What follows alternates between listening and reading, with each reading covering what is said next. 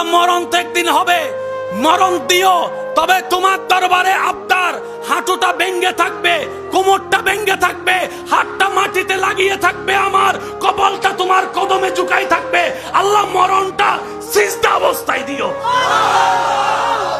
এই দোয়া করে যে এরকম অনেক মানুষ এখানে। বান্দা সুবহানাল্লাহ বলে নিজের অপবিত্র জবান দিয়ে রবের পবিত্রতার ঘোষণা দেয়। বান্দা সুবহানাল্লাহ বলে নিজের অপবিত্র নোংরা চিন্তা মনওয়ালা মানুষটা রবের পবিত্রতার ঘোষণা দেয় বারবার সুবহানাল্লাহ বলে। এই রকম হাজারবার বলা রবের পবিত্রতার প্রশংসার সুবহানাল্লাহর বাণী যদি কোন বান্দার একটা সুবহানাল্লাহ কোন রকম ভাই রবের দরবারে পছন্দ হয়ে যায়, রব খুশি হয়ে ওই বান্দার জবানটাও পবিত্র করাই দিবে, চোখটাও পবিত্র বানাই দিবে, নিয়ত পবিত্র বানাই দিবে, মনও পবিত্র বানাই দিবে, চাহে তো দুনিয়া পবিত্র বানাই, আখিরাতও সাজাই দিবে। সেজন্য নিয়ত এবং মন রাখতে হয় বড়। একটু জোরে বলেন, নিয়ত এবং মন রাখতে হয়। এক আল্লাহর ওলিকে জিজ্ঞেস করা হয়েছিল, আল্লাহ কেমন? তোর নিয়ত যেমন। এক কথায় কিন্তু পুরা দুনিয়া চলে আসছে। আল্লাহ কেমন? তোর নিয়ত যেমন।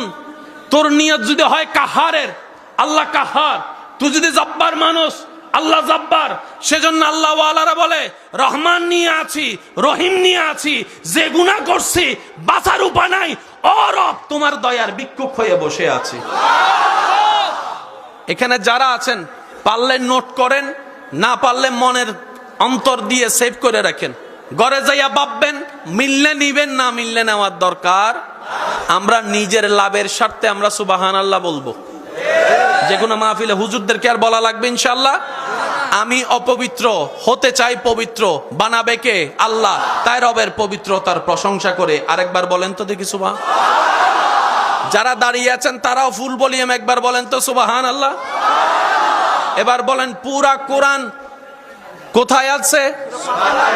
এবার সূরা ফাতিহার প্রথম নম্বর লাইনটা সবাই মিলে বলেন, আলহামদুলিল্লাহি রাব্বিল আলামিন। সূরা ফাতিহার প্রথম নম্বর লাইন আল্লাহ শুরু করেছেন 4 শব্দ। এবার পরেরটা দেখেন, আর রহমান